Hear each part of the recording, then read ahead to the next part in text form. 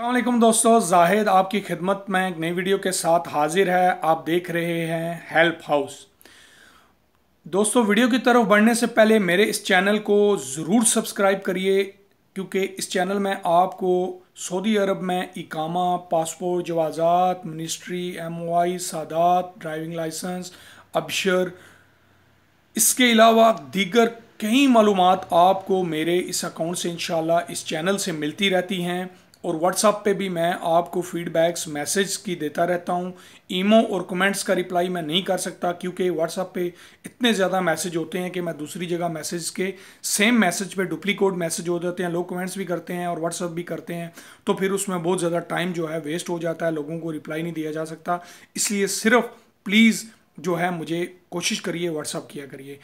आज हम थोड़ी सी जर्नल डिस्कस करेंगे सऊदी अरब के हालात के बारे में। बहुत ज़्यादा लोग कह रहे हैं कि जी ये क्या मसला मतलब चल रहा है, काम का मिलेगा, आगे कुछ प्रोजेक्ट्स ओपन होंगे, सैलरियां मिलेंगी, मसाइल ठीक होंगे, या क्या होगा क्या नहीं होगा। दोस्तों, शायद आपने मेरे चैनल में वीडियो देखी होगी। मैंने एक वीडियो बनाई थी 2020 तक सरकारी मुलाजमीन को, जितने भी सरकारी मुलाजमीन हैं जिस कंट्री से भी रिलेटेड हैं, उनको फारिग कर दिया जाएगा। जिन पे ऑलरेडी काम शुरू है, अस्पतालों में, रिसेप्शन में, यूनिवर्सिटियों में, स्कूलों में, या दीगर जिन भी जगहों पे इस तरह के सरकारी शोबों में लोग काम करने वाले हैं गैर मुल्की, उनको निकालना शुरू कर दिया है इन्होंने। 2020 तक टोटली इनको खाली कर दिया जाएगा। बकालों से निकालने के आपको पता है मतलब है काम जारी हैं। ड्राइवर्स मक्का से फारिग हो चुके हैं, दूसरी कंट्रियों से भी बड़ी जल्दी इन्होंने निकाल देने हैं। जब लेडीज़ ड्राइविंग शुरू करेंगी तो मोस्टली ड्राइवर्स जो हैं वो ख़त्म हो जाएंगे। उसके बाद शोरूम्स कार के जो मतलब रेंट ए कार हैं, सॉरी, वहाँ से आपको पता है कि बंदे निकलने शुरू हो गए हैं। 12 प्रोफेशन और रिसेंटली मेरी वीडियो आप देखिए, उन्होंने मतलब न्यूज़ जारी की है कि 12 प्रोफेशन, कालीन वाले, फर्नीचर वाले, मिठाई वाले, रेडीमेड कपड़ों वाले, बर्तनों वाले, इस तरह के प्रोफेशंस पे जो हैं सऊदी सिर्फ काम करेंगे, लड़के या लड़कियां, दीगर कोई भी गैर मुल्की काम नहीं करेगा। उसके अलावा दोस्तों बहुत सारी इस तरह की चीज़ें हैं। मोबाइल शॉपों से जैसे बंदे निकले हैं, असल में अब सऊदी शहरियों को प्रायोरिटी दी जा रही है। इनके लिए जो है मतलब रोज़गार इनको फ्राहम किया जा रहा है। अब 2030 जो इनका मतलब विज़न है, आपको पता है 2030 तक इन्होंने सऊदी अरब में बहुत ज़्यादा तब्दीलियां लानी हैं। इन्होंने मतलब आपको पता है कि 1979 से पहले सऊदी अरब में गैर मुल्कियों की तादाद बहुत कम थी। अभी जो इनका मतलब नया शहज़ादा है वो ये कह रहा है कि हमने 1979 से पहले वाला सऊदी अरब बनाना है। तो उसका मतलब है कि गैर मुल्कियों को निकाला जा रहा है और आगे भी निकलेंगे। अगले 2 साल में आप देखिएगा हालात कहाँ से कहाँ चले जाएंगे। ठीक है, 2 साल तो मैंने बहुत ज़्यादा कह दिया है, लेकिन मैक्सिमम 2 साल। अब आप देखिए, मैं बेसिकली अब जद्दा में हूँ। यहाँ पे जो दोस्त हैं वो बता रहे हैं, मैं ख़ुद भी देख रहा हूँ कि जद्दा फैसलिया में मैं रह रहा हूँ, यहाँ पे बिल्डिंग्स खाली पड़ी हुई हैं। रात को ऐसे अंधेरा होता है जैसे कोई यहाँ रहता ही नहीं है। स्ट्रीट लाइट्स भी नहीं जलती, बिल्डिंग्स बिल्कुल लाइट्स ऑफ। बड़ी बड़ी बिल्डिंग्स हैं, 3-3 4-4 मंजिला, उसमें 2-3 अपार्टमेंट्स की लाइट्स जल रही होती हैं। हर दूसरी बिल्डिंग पे लिखा हुआ है इजार के लिए बंदा चाहिए, इजार के लिए खाली है, इजार के लिए खाली है। हर दूसरी बिल्डिंग पे, तीसरी बिल्डिंग पे लिखा हुआ है कि ललबिया यानी बराए फ़रोख्त। मेन बाज़ार में आप चले जाएं, 5 दुकानें छोड़ के 2 दुकानें खाली पड़ी हैं इजार के लिए। मेन बाज़ारों में, बड़ी बड़ी मार्केटों में खाली पड़ी हुई हैं, सामान लिपटे हुए हैं। बड़े बड़े जो प्लाजे हैं उनमें दुकानें ऑफिस इजार के लिए खाली पड़े हुए हैं। वो लोग जो 20 साल का प्लान 20-20 साल से यहाँ बैठे हुए हैं और आगे पीछे उन्होंने अपनी प्रॉपर्टियाँ बेच दी हैं अपनी कंट्रियों में, इंडिया, पाकिस्तान, बांग्लादेश में, कि अब हमने कौन सा जाना है, यहाँ पे रहना है, हमारे बिजनेस बड़े ज़बरदस्त चल रहे हैं, बड़े फिट हैं। ठीक है, वो भी अपनी फैमिलियों को वो बेच चुके हैं, मोस्टली खुद भी चले गए हैं और जो रह गए हैं वो भी जा रहे हैं। फैमिलियों की फैमिलियां चली गई हैं। अभी बहुत ज़्यादा फैमिलियां जो आपको नज़र आ रही हैं यहाँ पे, वो सिर्फ एग्ज़ाम की वजह से हैं कि ये जो पेपर इनके आ रहे हैं, एग्ज़ाम इनके आ रहे हैं स्कूलों के, अब वो अपने बच्चों का साल नहीं मार सकते। यहाँ से अभी छोड़ के जाएं तो ज़ाहिर अभी एडमिशन उनके मुश्किल से होंगे ही नहीं पहली बात।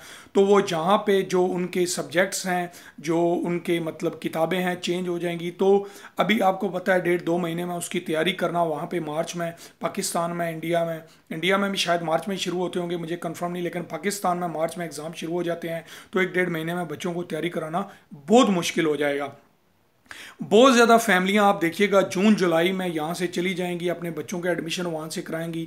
बहुत ज़्यादा चले गए हैं जिनके बच्चे पढ़ते नहीं हैं, बैचलर्स थे या छोटे हैं बच्चे जिनके, या जिनकी फैमिलियां जो हैं खाली हस्बैंड वाइफ थे, उन्होंने खुद भी चले गए हैं और फैमिलियों को भी मोस्टली बंदों ने भेज दिया है।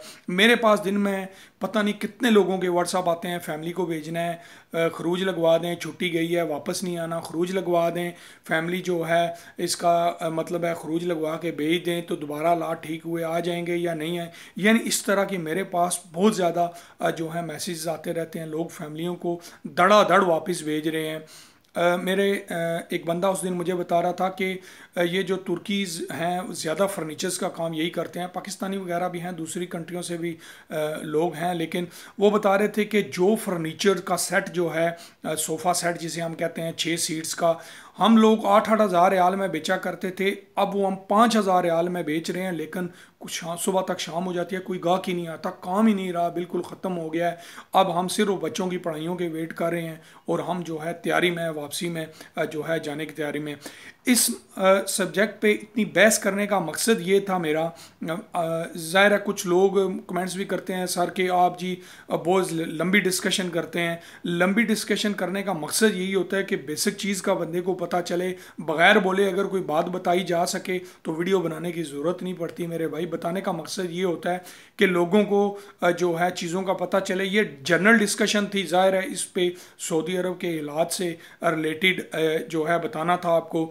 जो दोस्त भाई मेरे किसी भी मुल्क से वीज़ा लेके आ रहे हैं, खुदारा अपनी कंपनी में आ रहे हैं तो कंपनी को ज़रूर चेक करें। कंपनी के हालात फिर कुछ कदरे बेहतर हैं। बहुत सारी कंपनियां 2-3 महीने बाद सैलरियां दे रही हैं, लेकिन कफ़ीलों से बहुत ज़्यादा बेहतर हैं। अगर आप कंपनी में आ रहे हैं तो देखें कहीं मसस्सा तो नहीं है कोई छोटा सा, देखें कोई कफ़ील तो नहीं है जिसने छोटी सी कंपनी बनाई हुई है जिसमें आपको सैलरी और इकामे का इशू हो। नेट से चेक करें, उस कंपनी का नाम चेक करें। वीज़ा लगवाने से पहले अपने किसी यार दोस्त भाई से चेक करें, यार ये कंपनी मुझे चेक कर दो, इसके प्रोजेक्ट्स किधर हैं, सैलरी टाइम पे दे रही है, इसमें जो बंदे हैं वो ठीक हैं, खाना पीना मिलता है, इकामे का कोई मसला तो नहीं है, छुट्टी का कोई प्रॉब्लम तो नहीं है।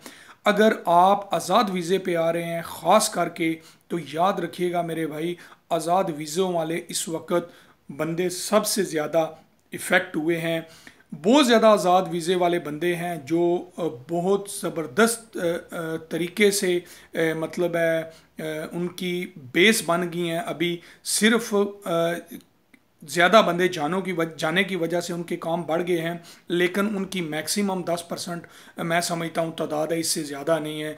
ज़्यादातर बंदे परेशान ही हुए हैं। 10% वो लोग फिट हैं, सेट हैं, जिनके अपने बिजनेस हैं, कफ़ीलों को अच्छा खासा माल दे रहे हैं, उनकी कमाइयाँ अच्छी खासी हैं, उन्होंने अपने रिश्तेदारों को बुलाया है, ख़ुद भी काम कर रहे हैं। वही लोग ठीक चल रहे हैं जो ऐसे ही उठा के फ्री का वीज़ा बेशक आ रहे हैं या थोड़े बहुत पैसे दे के आ रहे हैं। सबसे ज़्यादा परेशान वही लोग हो रहे हैं। इसलिए जब तक आपका कोई सही रिश्तेदार ऐसा नहीं है जिसका अपना बिजनेस है, पैसे खूब कमा रहा है, तब तक आने से पहले 10 बार सोचिए, अपने यारों दोस्तों से पूछिए, पूरी इंक्वायरी करिए, फिर जो है सऊदी अरब का रुख करिए। ऐसे बगैर इंक्वायरी के आप वीज़ा लेके आते हैं, आपके लिए बायस अजियत बनता है, आपका इकामा नहीं बनता। सऊदियों ने छोटे छोटे मसस्से बनाए हुए हैं, वीज़ा बेच के बंदे यहाँ जब आते हैं उनको पैसे मिल जाते हैं और आगे आके पता चलता है भाई मसस्सा बंद पड़ा है, उसके नाम से वीज़े निकले थे, उन्होंने भेज दिए, पैसे कमा लिए, मसस्सा रेड हो गया है, उन्होंने छोड़ दिया, लंबे लंबे बिल, लंबे लंबे टैक्स वो नहीं दे पा रहे, उनके पास जो वीज़े थे उन्होंने भेज दिए, पैसा कमा लिया, बंद कर दिया, लोगों के कामें नहीं बन रहे, जलील और ख्वार लोग हो रहे हैं। ये चीज़ें आप सारी देख के मेरे भाई पूरी तसल्ली करके फिर सऊदी अरब का रुख करिए, क्योंकि जो हालात आगे आ रहे हैं उसमें यही बज़ाहिर नज़र आ रहा है कि गैर मुल्की अब 10-20% ही 30% ही बचेंगे। जिस तरह की सिचुएशन चल रही है, रोज़ लाइनों की लाइनें जा रही हैं, मतलब ग्रुप्स के ग्रुप वापस जा रहे हैं, लोग भाग रहे हैं, कंपनियों के पास काम नहीं रहे। जिन कंपनियों के देखें बहुत बंदे सेट भी हैं जिनके काम चल रहे हैं, प्रोजेक्ट्स नए भी चल रहे हैं, लेकिन मेजॉरिटी लोगों की वो परेशान हो रहे हैं क्योंकि सऊदी लोगों को ही प्रायोरिटी दी जा रही है। उनके रोज़गार के लिए उनको बढ़ा चढ़ा के हर जगह पे जो है मुसल्लत किया जा रहा है और उनको काम दिए जा रहे हैं। उम्मीद करता हूँ ये सऊदी अरब के हालात से रिलेटेड आपको थोड़ी बहुत मेरी डिस्कशन की समझ आई होगी। शायद कुछ लोग इतना कुछ सुन के बोर भी हुए होंगे, उनसे मैं माजरत चाहता हूँ। ये बताने का मकसद ये था कि शायद मेरी इन बातों को सुन के कुछ लोगों के ये चीज़ें काम आ सकें और उनको इसका कुछ फ़ायदा पहुँच सके। मेरे चैनल को ज़रूर सब्सक्राइब करिए। अगली वीडियो में इंशाल्लाह मिलेंगे, तब तक अपना अपने साथियों का बहुत ज़्यादा ख्याल रखिएगा। Thanks for watching.